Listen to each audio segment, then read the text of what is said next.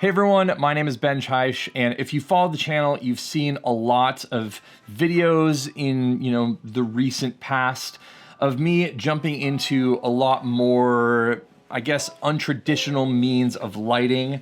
Throughout my almost 15 years of being a professional photographer, I've used mainly speed lights and have been dabbling with the idea of constant lights and LEDs and stuff like that. But I've always been disappointed up until the last year or so. And because of that, I've done a massive deep dive into all of these different types of lighting. And if you're anything like me, some of this stuff can be both intriguing, but also a little bit overwhelming. So today we're going to dive into all of the different kind of options and means that I've sort of accumulated over the last few months that are definitely more in line with the video world. But now, because of all the new technology that's been coming out lately, I feel like are the thing that I'm leaning on far, far more than traditional speed lights. Now, since there are so many different pieces of gear in this video, some of them were sent to me by different companies. Some of them I purchased on my own. And I want you to know that for the sake of just ethics and integrity and all that kind of stuff. So for years, I've just been using traditional speed lights. This is the Godox TT350. It's the Canon version. I had been using this Viltrox JY610-2.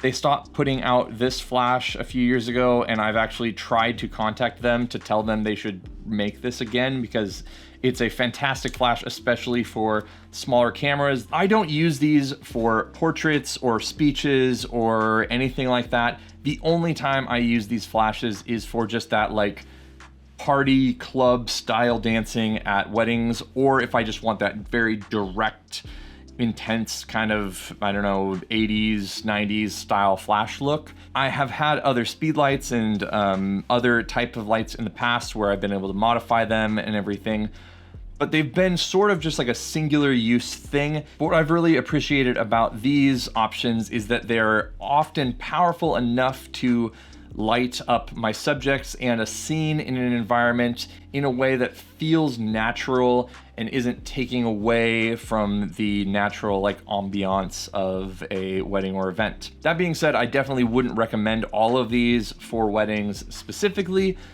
but some of them can also do really cool things and give you some creative portrait type ideas. So we'll both look into the use cases that I'm using each of these different lights for and sort of are my recommendations for different types of photographers out there. So the first thing that most people, I guess, sort of start at are these small little, technically LED panel lights. This is the Lume Cube Mini 1. It is obviously very, very tiny and can fit into a lot of spaces. This is at 100% power. Everything is just built in.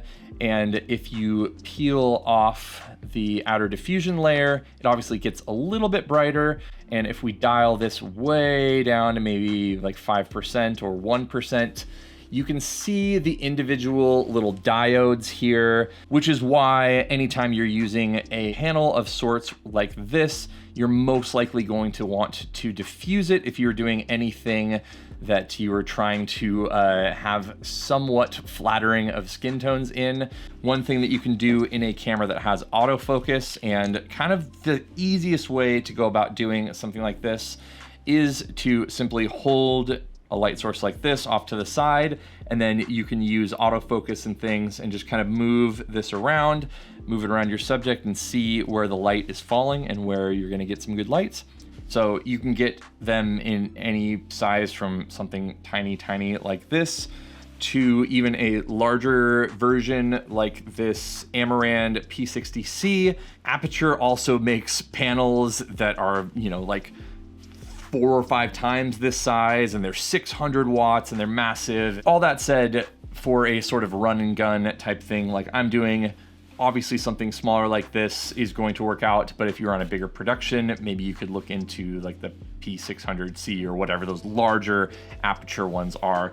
But the point being that The same concept that is behind this little light also applies to something larger like this. And then we have what are called chip on board COB lights. On the inside here, you basically have a chip set that is much more powerful, and it's all sort of condensed into one little space. And then you can either put on, modifiers like a softbox or these little reflectors. I believe these are called the hyper reflectors. So it can put out a ton of light and push things way out into the distance and totally light up a scene in that way. And then another thing that has been pretty popular over the years, and not something I would bring to weddings necessarily unless I was just really going for it, are these tube lights. They become very popular in music videos and sets. They're great because they are large, or you can get smaller ones, but they kind of work in the same way that these do, where they just are kind of lined up in a tube, they have diffusion, all that kind of stuff. The second thing you're gonna see in a lot of these, and a big differentiating factor, is going to be whether they are simply a daylight light or they are bicolor. So personally, for me, I don't really want to deal generally with lights that are only daylight balanced, mainly because I'm not gonna gel them and I don't want to change the color, and I always want to be able to match the ambient temperature of a room or whatever the case may be. The easiest way to show this basically is, this is the Amaran 60X, and X usually means it's bicolor, so there are two sets and then they kind of cross paths, and that's how you get all of your different coloring. So you'll be able to see in the reflection here that as I go up, we have a very cooler tone, and then as we move it down, we have a much warmer tone, and then we can kind of shuffle through all of these different things, and it just allows you to match the ambient color temperature. And then the thing that has become more and more popular lately is the idea of having RGB, red, green, blue, and then you can mix and match different colors into all of that kind of stuff. Your possibilities are endless. I think there's probably billions of colors technically that you could move in here, where you can make a background out of something like this and then use something, like one of these lights to maybe light your subject into a more neutral kind of tone. Now, here is the oddball, and the thing that is, if we're gonna get into more creative portraits, definitely something that is a bit different. This is a projector from BenQ, and BenQ obviously makes a ton of really great monitors, and they're very kind of like artistic, creator-centric stuff. But if you're looking for a pretty cool tax write-off, especially as the summer is coming up, and want to maybe do some sort of shoot that makes something a little bit more interesting than you can do with this kind of stuff, I was definitely inspired by The Mandalorian, obviously at a much different scale. The idea that you can use something like this to either put something on a subject's face or even just make a different backdrop with some movement. I've also just been using this while camping, and I've played Mario Kart with it on the ceiling of my kid's room. It's also something I'm going to legitimately recommend to my clients who might be wanting to show a slideshow. They're always wheeling out this giant cart of like ancient stuff. It's like a substitute teacher's coming in. I might even offer this, I guess, as like a rental or something to people if they want me to bring it, because it's a pretty cool thing. So while not exactly used for portraits necessarily, you can definitely use it for some sort of interesting ideas. And the nice thing is, again, this is just on a light stand, so you could toss it on a tripod, something like that, because it's definitely made, I feel like, for with creators in mind of sorts. This is just playing some random YouTube video via the Wi-Fi that's built into the projector. So if you wanted to make something that is obviously a little more futuristic like this, making either a Photoshop document and just moving your stuff around to where you want it to be, or obviously for video purposes, being able to overlay something like this. While this is pretty ridiculous, I think that I could make some pretty interesting things out of it. I will say the other thing about the projector that's pretty random, but I got an email from REI saying that I think you get an REI gift card if you buy this projector right now through, I think, the 21st. So there's a couple weeks or so, depending on when I publish this video, where you'll be able to, I don't know, check that out. I got this thing before Christmas, and I think it just came back in stock as well. It's just been kind of like a wild amount of trying to get any of these things in stock. So if you are considering picking something like this up, I would definitely consider doing it now. You just never know how long you're gonna have to wait for something if you decide you don't want to pay for it right now, but you might want it later. So I wanna be clear, I think that photographers in general probably still need speed lights. So my go-to for this still is the Godox TT350C. I've just bought these over and over. I think they're under $100. I've never used TTL flash. They've just never been kind of my thing. They do that, but just kind of how I roll. Now I do absolutely recommend something like this, whether it's the little Lume Cube Mini. They recently came out with this RGB Go. You know, you can do all of the RGB stuff as well as just simple color temperature shifting from daylight down to kind of like a tungsten-y thing there. They're definitely not as ideal, but they're better than nothing and a good place to sort of start. Because if you've ever been in an environment where you've needed to use, you know, even your iPhone flashlight, which I have done, to light a subject, having something like this is far superior. You can do a lot of interesting creative things with an RGB light, and doing it from a small little, you know, panel like this, it's not gonna give you a ton of output. These are both at 100%, and, you know, they'll light me, and I'm at 640 ISO at, I think, f8 at 1/50th of a second. So that's generally my exposure. And obviously if I put these down, you're getting basically nothing in the room. So, you know, that gives you an idea of what exposure is like. But for creative portraits like that, might be a good idea. So here is with my giant softbox up, and you can see where it's giving me something if you wanted to do that, but these really only work in more dimly lit environments. Now, kind of the budget, both, you know, studio light and on location light that I've been recommending is the Amaran 60X. It is very inexpensive, generally has a pretty decent amount of outputs, and gives you the ability to go bi-color. It also has this little NPF battery plate here where you can put much larger batteries or small batteries like this. It's not the best light you can get for weddings, but especially if you, again, are maybe considering getting into it, it can give you a lot of good light. It doesn't have as much flexibility as some other things, but especially for how small it can be, it's fantastic. Along those same lines, I think something that is possibly even more useful is this Godox ML30 Bi. It's even smaller than the Amaran version, and if you just looked at simply the light and not this whole stand, you'd see how small it is. You can go handheld like this. You can add a reflector like this and get a lot more output if needed. But the thing that I really like about these lights, and I have a full review on them coming soon, are these just kind of like cheap, janky modifiers. It's just kind of an odd thing, but they all fold down, and for compactness, you can just see how cool of a setup this would be. I mean, it's not as nice as my enormous softbox, but if you know, move this further away and did some stuff like that, you could definitely shine a lot of softer light into a scene, and it's going to be much better than a small panel like this. Pretty cool setup, and I like that it can be so compact. It gets really, really small, and the nice thing is this goes right here, just pops right onto a light stand. Really, really cool little setup.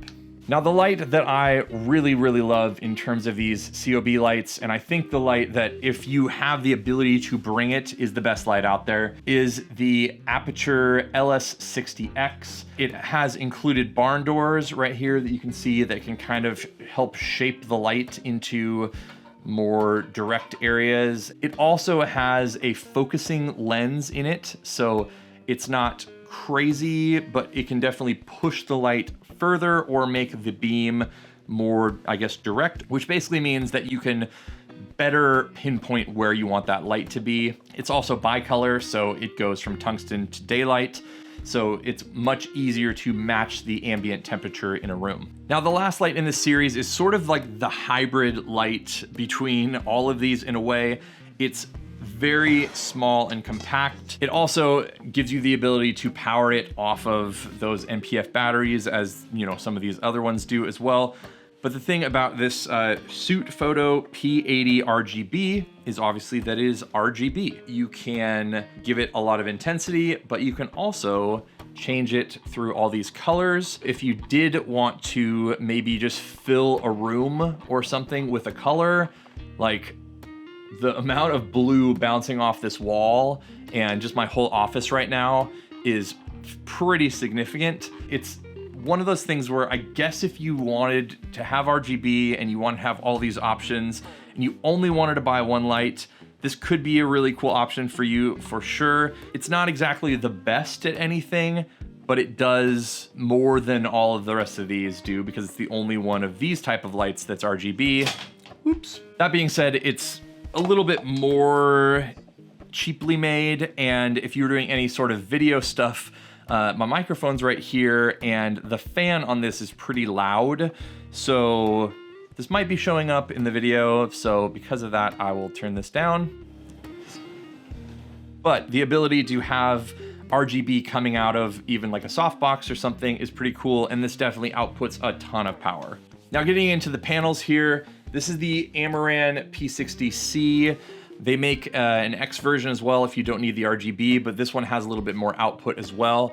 I have a video that is supposed to be coming out. The people that sent me this wanted me to just wait until they were in stock, which I obviously don't mind, and I think that makes a lot of sense. But I made the video months ago and they're still not in stock, so we'll see what's going on with that. Again, you can just do a crazy amount of colors with this, and the thing about it is it's not small, but it's not big at the same time. It can also take those same batteries, but you can obviously plug it in as well. It's pretty heavy, but it feels like it's about the size of like an early 2000s Dell laptop. So it still fits into the laptop sleeves of my bags and backpacks. It gives you the softbox that's built into it, allows you to make some really nice portraits, but also clearly gives you a lot of output as the intensity currently is at 2%. It can put out a lot of light for sure.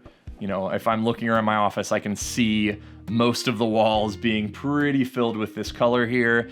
It's not gonna put out as much light intensity as something like this, especially with the softbox here. And then you also just get a very, very respectable amount of light output in a regular setting. I've used this a ton of times just for a light by my office and a light on my desk to film YouTube videos and all of those good things. And also, if you are wanting to maybe do a panel light and aren't wanting to buy accessories and all of this kind of stuff, this could be another light that it could be kind of like your one and done because it does everything. And also it just comes with a softbox and comes in a little case. So it's a pretty sweet setup and definitely a massive recommendation for me to, you know, people like you.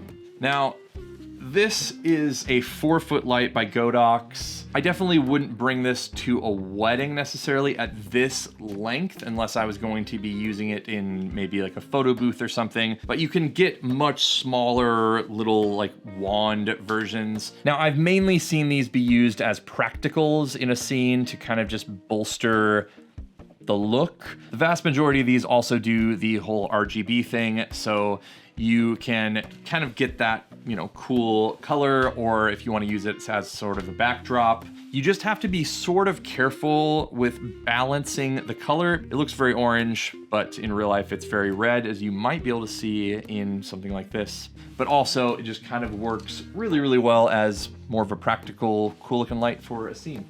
So thanks so much for watching. Again, I will put links to all of this stuff and everything in the description down below. Let me know if you have any questions, because I know we went over a ton of stuff. Subscribe if you haven't already. And one of the things I want to do is say a special thanks to all of my Patreon members.